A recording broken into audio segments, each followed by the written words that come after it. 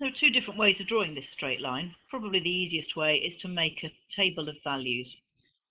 I'm going to choose some x values and then calculate the y values that go with them. I could use my calculator to do this, but if I choose easy numbers, it's not going to be too difficult.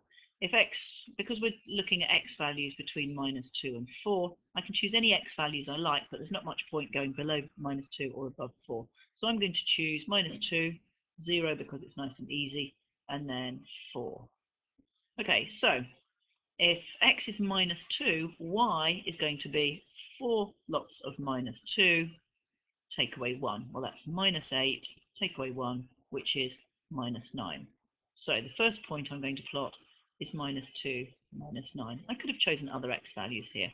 When x is 0, we can see that y is going to be 4 zeros, take away 1. Well, that's just 0 take away 1, which is -1. And for this one, when x is 4, y is going to be 4 times 4, well, that's 16. 16 take away 1 comes out as 15. So I'm going to plot -2, -9. I'm going to plot 0, -1, and I'm going to plot 4, 15. Okay, so -2, -9 is, if we just look at the scale, that's here. 0, -1 is going to be there. Okay, it's 2 squares for 1 unit on the vertical axis, and the last one, 4 minus 15, so 415, there's 415 is going to be there. Okay, I'm going to use my ruler now to join up those points. Let's just move down a little bit. Okay, so here is my straight line in position. Okay, another way that I could have done that is I could have used the gradient and the intercept here.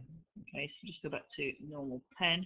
If we use gradient and intercept, the gradient, if we've got y equals 4x minus 1, the gradient is 4, and the intercept, in other words, where the graph cuts the y-axis, is going to be -1. So if we do this, if we mark the intercept first, well, it gives us, again, this point here, and the gradient is 4, which means that the graph is going to go, because the gradient is the vertical divided by the horizontal.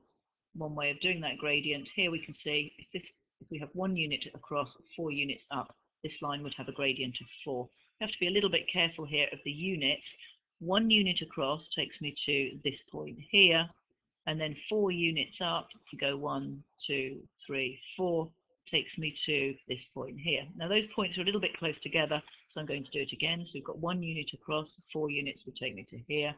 Again, 1 unit across and 4 up would take me to here. And we can see we can get the same points. And again, we could join those up.